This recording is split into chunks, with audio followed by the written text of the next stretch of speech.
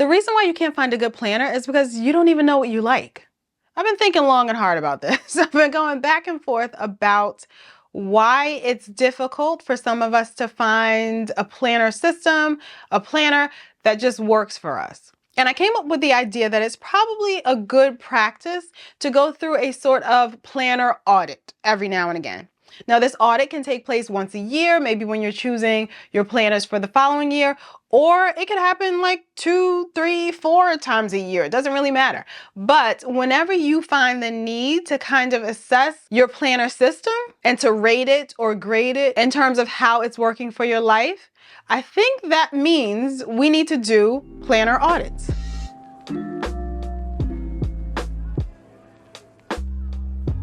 Let me introduce myself. I am Kim. This is Martin-MadeTV, where I talk a lot about productivity, planners, and just anything else I feel like it on my channel. Thank you so much for clicking on today's video. And if you want to hang out around here, definitely feel free to subscribe. All right, so my planner audit idea came about when I was assessing the planner system I'm going to use for next year. Spoiler alert. It's pretty much what I've been using. Nothing's really going to change all that much, but still I found it important to go through all of these steps to assess if my planner system is really working and what I can do to change it. So there are about 5 main steps included in this planner audit, and I actually will have a guide for you that you can follow along. It's a PDF. I'll have it linked down below in the description box. If you kind of want to do this introspection on your own time, on your own terms, I do think it's helpful to have it on hand. Also, I'm going to size it for different planners so that you can stick it into your planner and use it throughout the year if you need to. I actually just had that idea because I want one inside of my planner. Anyway, I'll walk you through the 5 steps that I use for my own personal planner audits and the steps that I'm sure will be helpful for you too. So the first one is to assess what's working. And while it sounds like a very simple question, I think a lot of times it's hard for us to really pinpoint the things that truly do work for us. And this relates to all facets of life. It's very easy to complain about what isn't working, complain about what we hate, complain about what we don't like, complain about all the things that are wrong. But sometimes it takes a perspective shift to really see all the things that are right. So take time to figure out what's working. What do you actually love about your planner system? And it could be from the smallest to the largest. You love the pens that you use in it. You love the way you use markers, or you love the paper in your planner system, or on a deeper level, you love the person that it makes you. You love how productive you feel when you use it. So really take time to consider what you actually love about your current planner system. We're breaking down the why of it all. Why is it a system that you love? The next step in our planner audit is to assess what isn't working. So along the same vein of breaking down the why, we're breaking down the why of why we hate it. Like, why isn't it working? Why are we looking for something else? Where is the current planner system breaking down? What isn't it doing for us?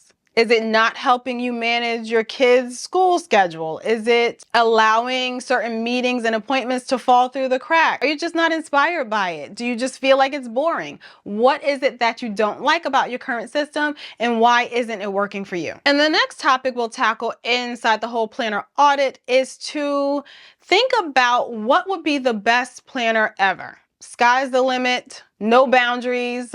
What would be the best planner that could work for you? It doesn't have to be something that's on the market, of course, because we're imagining, we're dreaming big. What would it have inside of it? How would it behave? Would it be everything in one singular book, or would it be all of the different areas of your life separated into their own individual books? What would the perfect planner system look like for you?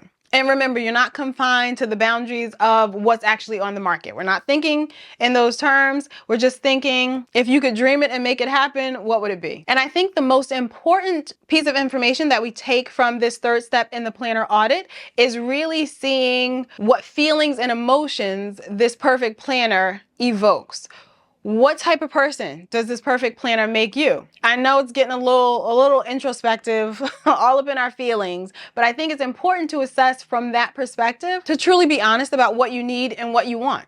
to make sure that we're not settling on something just because it's there, you know? So to kind of help you even get the answer of what's the best planner ever, you might want to look through your current planner. You might want to look through some of the spreads that you have. There are some in there that are like your most favorite spreads ever. You don't really know why, but it's a page that you like looking at.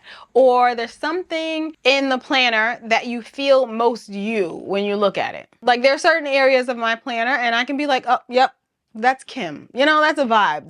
That's a Kim vibe. So what are your favorite spreads and areas of your current planner, and drill down on why that is. And remember, we're taking all of the answers to these 5 steps of the planner audit, and we're using that information to get a better sense of what we need to truly have the most functional planner for ourselves. And your way of processing all of the answers to these questions, it could be actually writing them down. It could just be taking mental inventory, thinking through the questions so that you obtain the answers. It's really not hard. You can do it however you want to.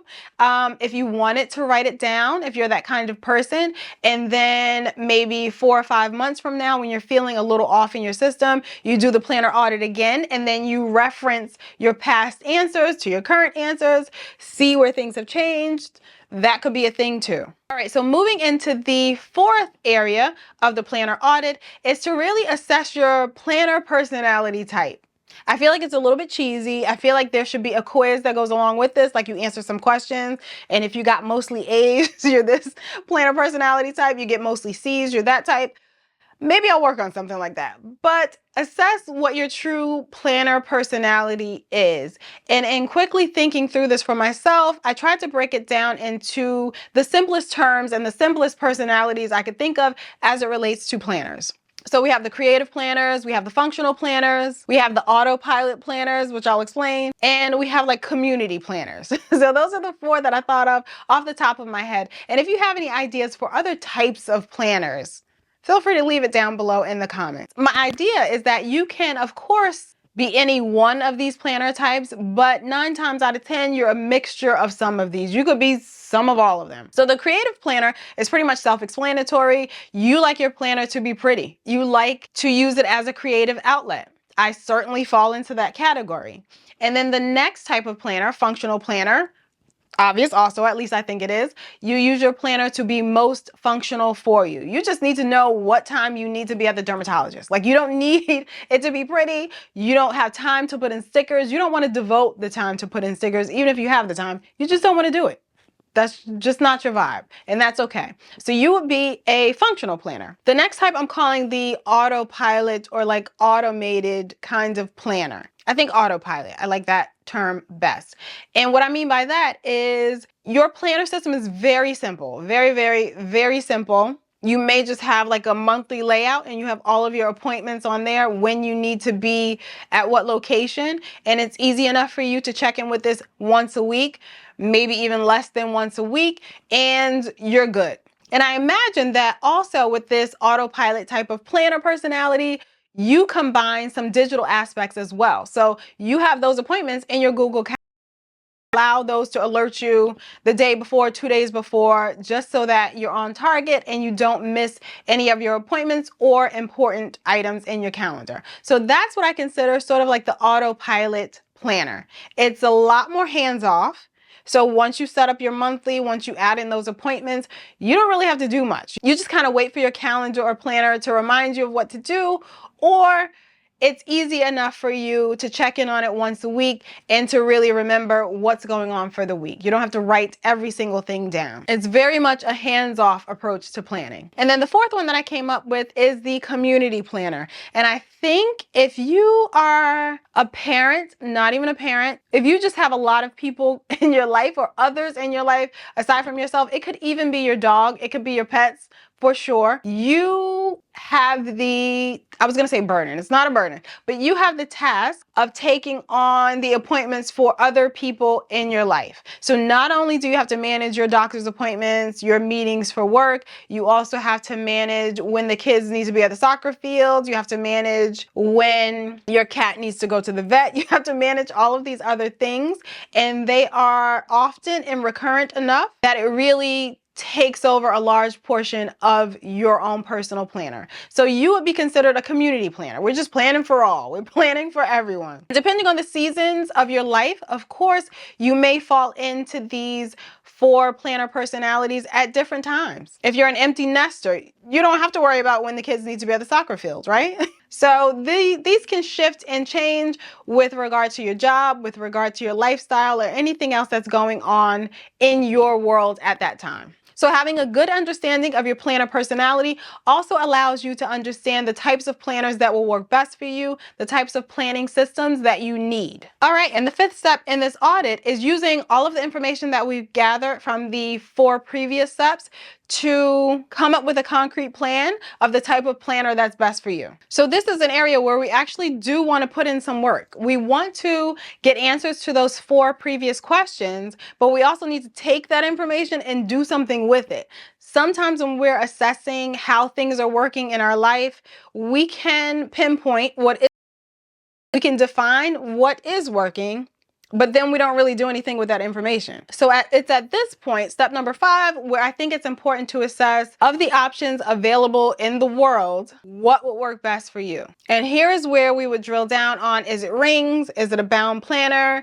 Is it all digital? Is it a combination of paper and digital? How do those 4 things that we've assessed previously equal the perfect planner system for you? I do totally intend to have future videos that go into more depth on each of these steps and everything I consider to be involved in understanding the best planner for you and sourcing whatever the best planner for you might be. And again, this all stems from my own personal desire to be as productive, functional, and just at peace as I possibly can be. So these are things I do on my own. These are things I think about on my own that I do work through at the same time. And I do feel like sharing it with you guys could be helpful. I'm always down to hear about other people and how they use things and what their productivity systems are, because I look for that personal approach. Don't just sell me on a type of productivity system. I want to see how you're using it. I want to see if you're using it. I want to imagine a world, if I did the same thing, would this work for me? I have to actually see it in use. So this planner audit is one step in securing that information for ourselves. So those are the 5 steps included in my planner audit. Remember, there is going to be a free PDF, and I'll have it linked down below for you if you want to print that out, stick it inside your planner, and take it around with you to do this planner audit yourself. Again, don't forget to subscribe if you want to miss all of those additional videos that will be coming up in this whole series of finding the perfect planner, being the perfect planner. I don't think that perfect exists, but you get what I'm saying. Definitely subscribe, because I'd love to have you hang around here with me. Thank you so much for following along on today's video, and I will see you in the next one.